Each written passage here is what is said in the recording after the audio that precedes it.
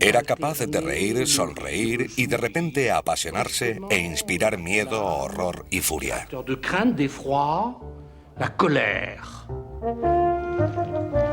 El 2 de abril de 1796, Bonaparte marchó con su ejército. Eran menores en número, 38.000 franceses enfrentados a 38.000 austriacos y sus aliados, 25.000 piamonteses.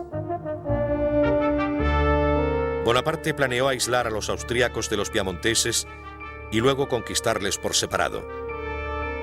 Primero, atacaría al Piamonte. La idea de Napoleón fue siempre intentar ser superior en número en cualquier lugar. Por eso intentó dividir a sus enemigos para compensar la falta de hombres en su ejército.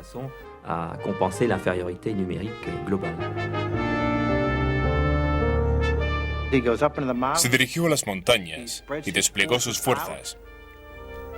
El enemigo no sabía dónde estaba, por lo que también empezó a desplegar las suyas. En el último momento, concentró rápidamente sus fuerzas, consiguió la superioridad numérica necesaria y les aplastó. Fue veloz. El ejército de Napoleón podía caminar 45 kilómetros diarios. A los piamonteses les costaba llegar a los 4 o 5 al día. Napoleón dijo que no había nada de teoría en la guerra. Hay que hacer lo que hay que hacer y hacerlo rápido. Sorprender al enemigo y dejarle atónito si se puede.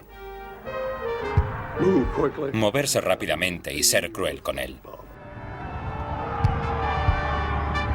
En solo 2 semanas ganó 6 batallas.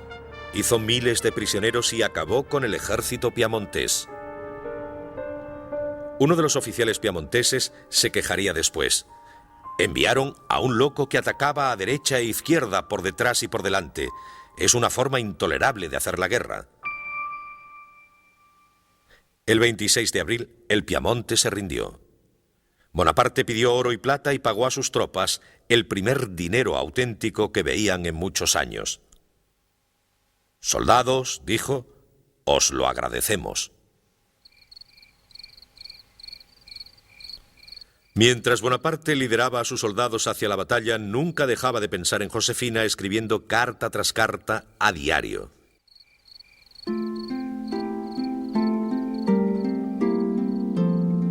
«No paso un día sin pensar en ti, mi amada», le escribiría, «ni una noche sin tenerte entre mis brazos. Maldigo la gloria y la ambición que me mantiene lejos de mi alma y de mi vida. Siempre que tengo problemas para solucionar algo, pongo la mano en mi corazón donde late tu retrato. Solo tengo que mirarlo y mi amor es la felicidad completa. Un beso a tu corazón y otro mucho más abajo, mucho, mucho más abajo».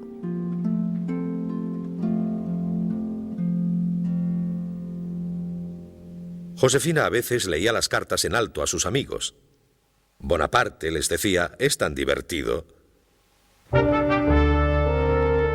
Con el Piamonte rendido, Bonaparte se lanzó contra los austríacos, que se retiraron hacia el este, desconcertados ante un general de 26 años y su nueva forma de luchar.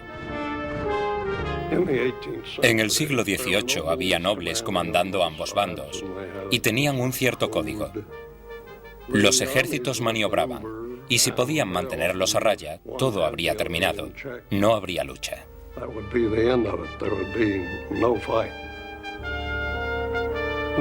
Napoleón fue de alguna manera el primer general moderno.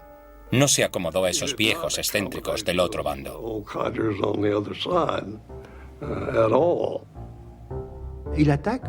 Atacaba todos los días. Atacaba cuando nevaba, por la noche, cuando hacía frío. No era la manera habitual. Buscaba al enemigo, luchaba con él, y cuando parecía que iba a parar, seguía. Al día siguiente volvía a luchar. Le sorprendía.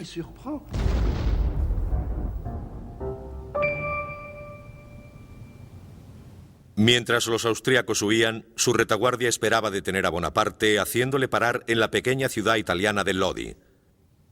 Fortificaron un estrecho puente de madera con 14 cañones y 3 batallones, desafiando a Bonaparte a que lo cruzara.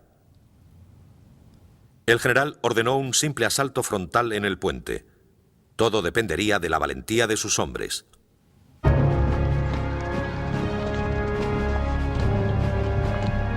Se había ganado su admiración con su rápida sucesión de victorias. Ahora descubriría si también se había ganado su confianza.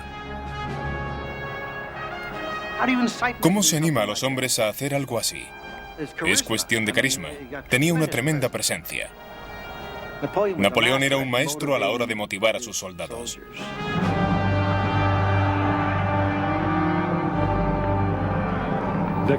La victoria siempre recorre un largo camino. Cuanto más ganaban, más difícil eran de parar. Sus tropas estaban bien entrenadas. Llevaban acosando a los austriacos durante semanas y seguían haciéndolo.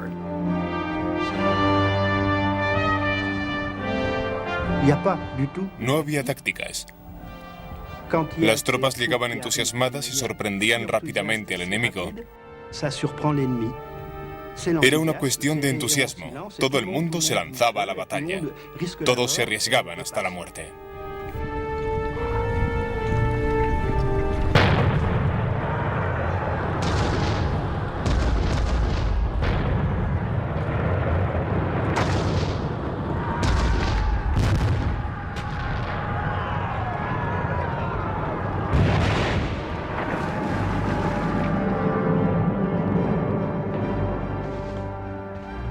Con sus hombres enfrentándose al fuego enemigo, Bonaparte también tomaba parte en la batalla.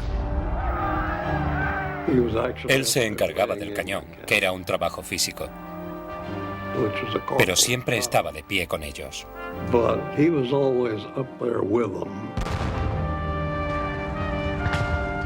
Era un hombre con una valentía asombrosa. Estaba siempre donde se le necesitaba. Si se le necesitaba en el frente para animar a la gente, allí estaba él. Asumía riesgos físicos. Incluso si las balas de cañón caían cerca de él, no tenía miedo, a pesar de que sucedió en varias ocasiones. Los franceses cruzaron la mitad del puente y tuvieron que volver bajo una lluvia de fuego. Luego, una última carga y lograron cruzarlo.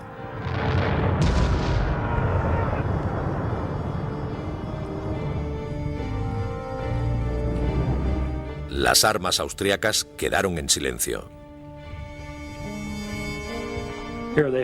Pensaron que estarían a salvo bajo el puente y de repente los franceses lo cruzaron y derrotaron a los pocos que quedaban vivos. Fue una operación espectacular. No fue una gran batalla. Las bajas no fueron demasiadas, pero había impuesto su deseo a sus propios hombres y al enemigo. No fue una gran victoria. De hecho, el ejército austriaco escapó. Pero Bonaparte se había ganado el respeto y la devoción de sus hombres. Salió de allí sudoroso, mugriento y cubierto de pólvora. A las tropas les gustó aquello. Empezaron a llamarle el pequeño jefe. Se identificaba con ellos. Era de los suyos.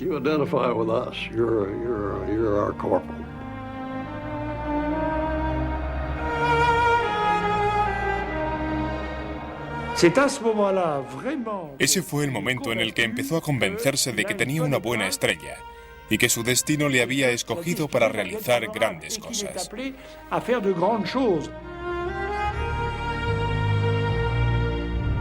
Todavía no han visto nada, dijo Bonaparte a uno de sus generales.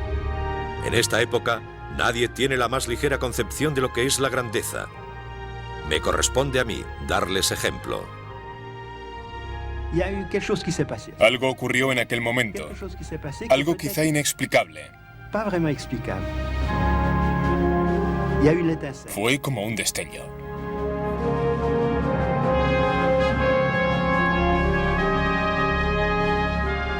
La batalla de Lodi convenció a Napoleón Bonaparte de que aquel era su destino. Desde aquel momento, dijo, imaginé lo que podría ser. Ya sentía la tierra huyendo bajo mis pies como si me estuviera transportando al cielo.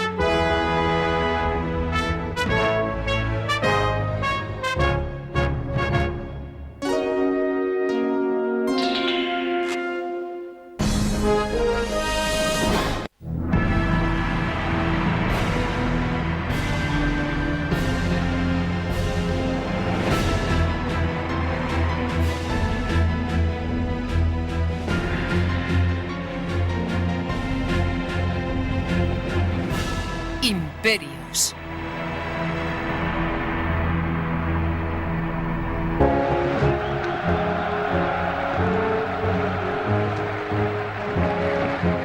Napoleón.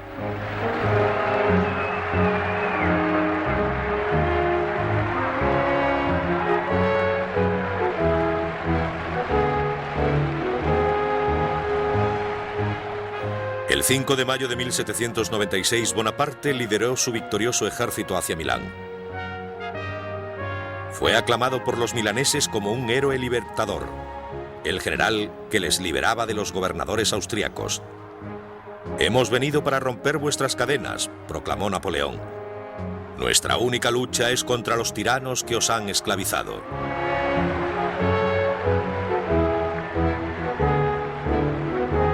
Ahora era algo más que un general. Se había convertido en cabeza de un provisional gobierno italiano. Con un exaltado sentido de su propio destino, estaba decidido a seguir su estrella hasta la cima del poder. Los grandes hombres se hacen grandes porque pueden dominar a la suerte, decía Bonaparte. La vulgarmente llamada suerte es una característica de los genios.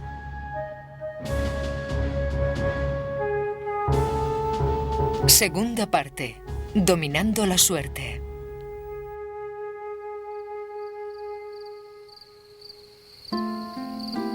«Me volveré loco si no recibo una carta tuya esta noche», escribía Napoleón a Josefina. 500 o 600 de las mujeres más bellas de Milán han buscado mis favores, pero yo solo puedo verte a ti, solo pienso en ti. Valoro la victoria solo porque te da placer. Qué feliz sería si pudiera verte desnuda, ver tus pequeños y firmes pechos blancos. Recuerda que nunca has conocido un amor como el mío. Durará lo mismo que mi vida. Sabes que nunca olvidaré tu pequeño bosque oscuro. 1000 besos en tus ojos, tus labios, tu lengua, en todas partes. Bonaparte ansiaba que su mujer se reuniera con él en Italia, pero Josefina se negaba a abandonar París. Pasaba mucho tiempo con un atildado teniente del ejército.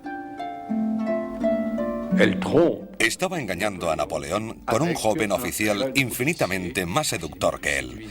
No estaba enamorada de Bonaparte. Temía aburrirse en Italia porque en París disfrutaba de una vida con fiestas, una vida de lujo. A París, c'est une vie de fête, de luxe extraordinaire.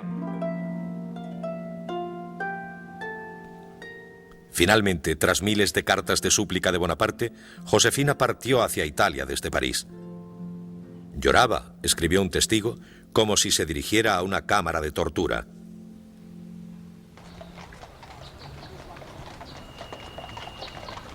Llegó al Palacio Serbelloni de Milán para descubrir que su marido lo había llenado de flores en su honor.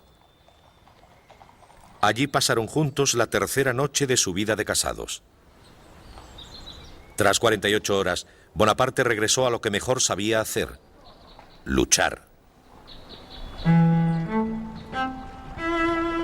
El ejército austriaco, con nuevos refuerzos, seguía siendo una amenaza. Bonaparte inició unos aplastantes ataques.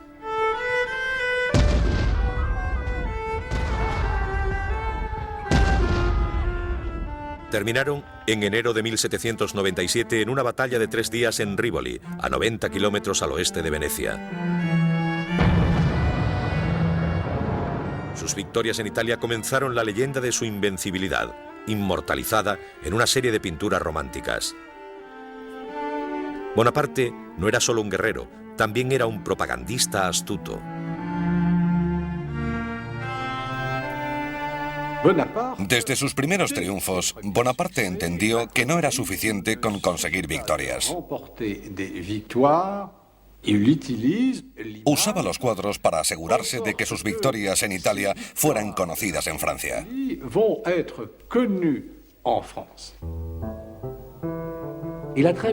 Entendió que el arte era también un medio de propaganda. Tras una de sus victorias, ordenó pintar un cuadro. Dictó el tema, el trazado de los personajes, incluso impuso las dimensiones del marco. Il va même jusqu'à imposer les dimensions du cadre. Desde el primer momento, Napoleón se dio a sí mismo una imagen. Creó su propia historia. Fundó sus propios periódicos. Francia y el ejército de Italia y el periódico del ejército de Italia, que se encargaban de exaltar sus victorias. El propio Bonaparte escribió algunos artículos. Quedó escrito: Bonaparte vuela como un trueno y golpea como un rayo. Bonaparte vole comme l'éclair et frappe comme la foudre.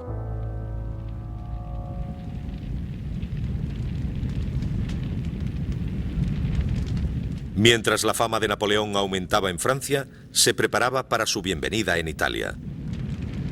Cuando se encontró con la resistencia armada, ordenó que saquearan las ciudades, que quemaran las aldeas y que los rebeldes fueran asesinados. Muchos italianos empezaron a dudar del general, que decía luchar en nombre de la libertad, pero que enviaba carruajes de oro y plata a su gobierno de Francia, junto con algunos de los mayores tesoros del arte italiano. Obras de Miguel Ángel, Tiziano, Rafael, los 4 caballos de bronce de la Basílica de San Marcos de Venecia. Todo encontraría un lugar en un nuevo museo de París que más adelante recibiría el nombre de El Louvre. Mientras gobernaba Italia, Bonaparte nunca dejó de perseguir a los austríacos. Solo 2 meses después de su victoria en Rivoli, les condujo hasta el norte de Italia, cruzó los Alpes hasta llegar a la propia Austria y el 7 de abril de 1797 se encontró a 110 kilómetros de Viena. Sorprendidos por el avance del ejército francés, el emperador austríaco pidió la paz.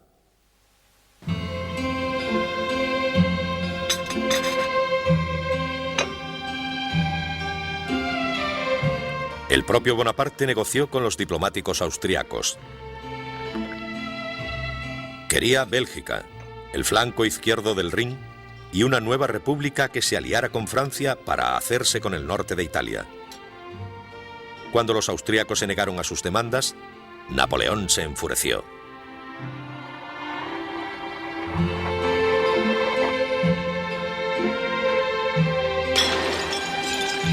Tiró al suelo un juego de té de valiosa porcelana. «Esto es lo que le ocurrirá a su imperio», gritó. «Su imperio no es nada más que una doncella acostumbrada a ser violada por todos».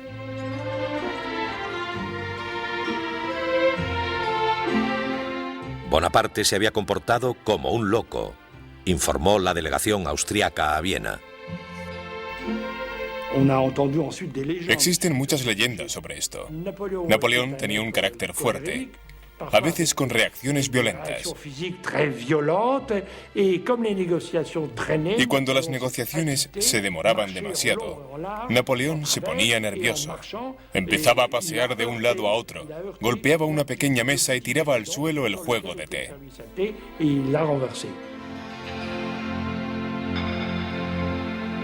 Tanto si fue por su ira, su astucia o su diplomacia, Bonaparte consiguió lo que quería y dictó los términos del tratado sin instrucciones del gobierno de París.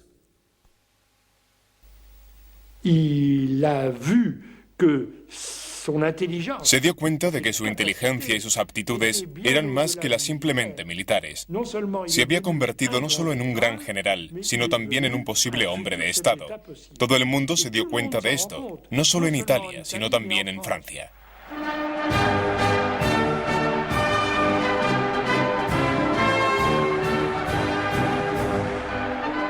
A finales de 1797, un Napoleón Bonaparte de 28 años regresaba a París para entregar al gobierno un tratado que llevaba una frágil paz al continente europeo. Ahora solo quedaba Gran Bretaña en guerra con Francia. En solo año y medio, había reunido a sus desanimados y harapientos soldados. Les había hecho marchar miles de kilómetros y había vencido al ejército austríaco sin perder una sola batalla. La gente ideó construcciones en su honor. Cada vez había más grabados sobre su figura.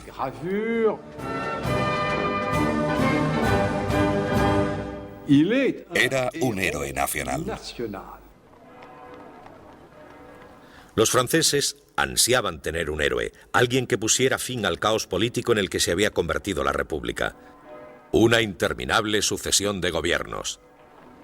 Ahora vivían bajo uno nuevo, el Directorio.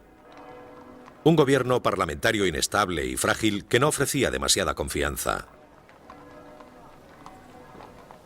Toda Francia volvió sus ojos hacia Bonaparte, dudando sobre cuál sería su siguiente paso.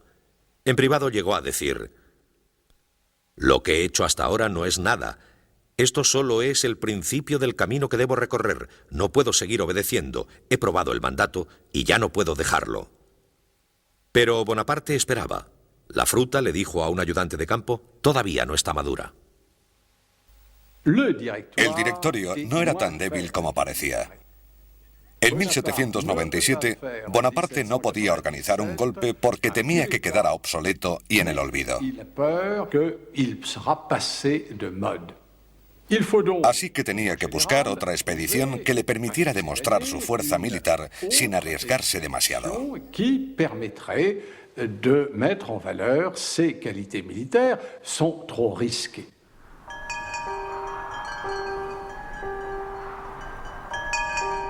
Mientras Bonaparte esperaba el momento adecuado para tomar el poder, puso sus ojos en nuevas victorias en el exótico Oriente. Eludió a la flota británica y el 1 de julio de 1798 desembarcó en Egipto con 35.000 soldados. Francia seguía en guerra con Gran Bretaña y Bonaparte esperaba cortar las rutas de comercio británicas con la India.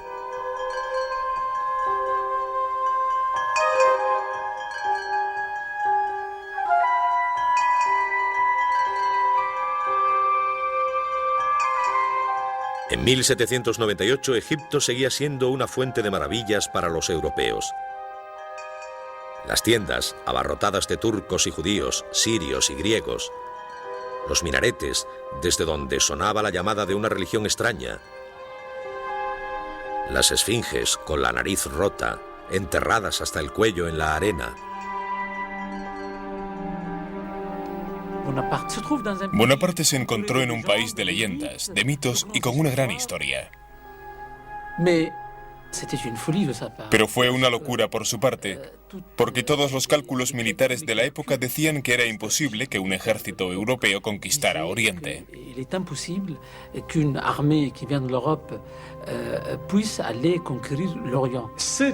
Era completamente absurdo. La expedición a Egipto fue probablemente la expedición más insensata de la historia de Francia. Rápidamente Bonaparte conquistó Alejandría. Y el 3 de julio lideró a sus soldados cruzando el desierto hacia el Cairo, hacia una batalla amenazadora. Durante siglos, los egipcios habían formado parte del Imperio turco, gobernado por los violentos soldados del Oriente Medio, los mamelucos.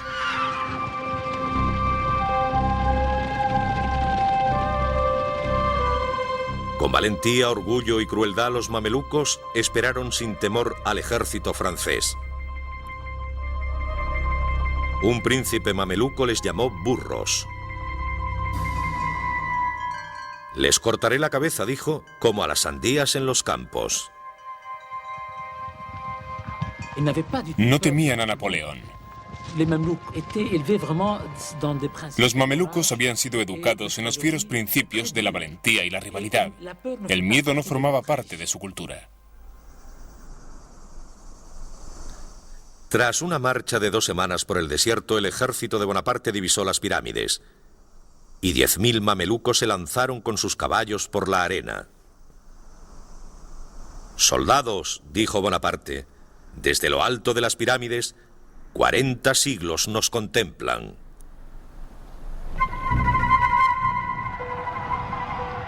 Los mamelucos cargaron. Se dice que empezaron como relámpagos y llegaron como truenos.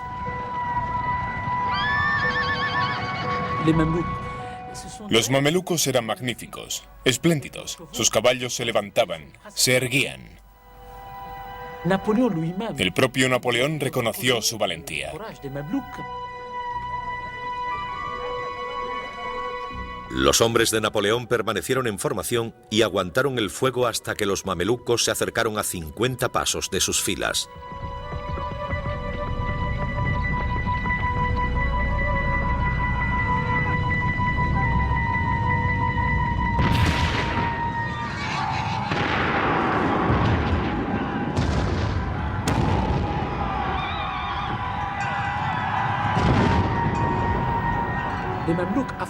Los mamelucos se prepararon para luchar con caballos y sables, armas de la Edad Media. Fue un encuentro entre la Europa del futuro y el Egipto del pasado.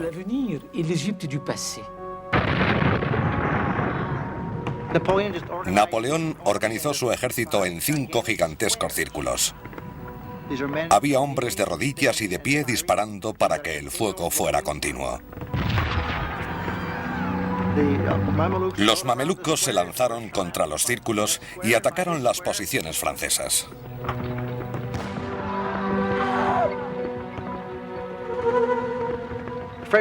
Los franceses perdieron a 30 hombres, los mamelucos probablemente a unos 5 o 6.000. La batalla de las pirámides terminó en 1 hora. 3 días después, Bonaparte entraba con su ejército en el Cairo. Estaba lleno de sueños, dijo. Me veía a mí mismo fundando una nueva religión, marchando hacia Asia, montado en un elefante con un turbante en la cabeza y en mi mano el nuevo Corán.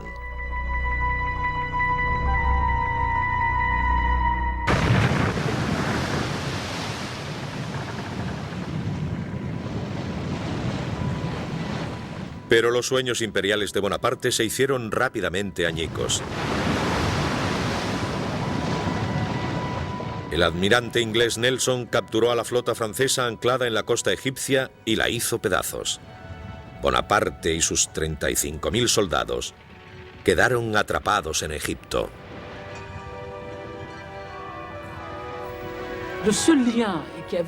El único vínculo que le unía a Francia eran sus barcos, su flota de barcos de guerra. No es difícil imaginar el desastre que fue para él. Se vio obligado a quedarse en Egipto y vivir con los egipcios, encontrar alimento y agua, e incluso encontrar munición para sus armas en Egipto.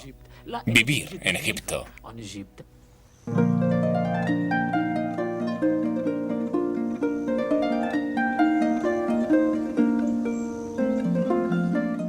Mientras Bonaparte estaba aislado en Egipto, su mujer se compraba una nueva casa,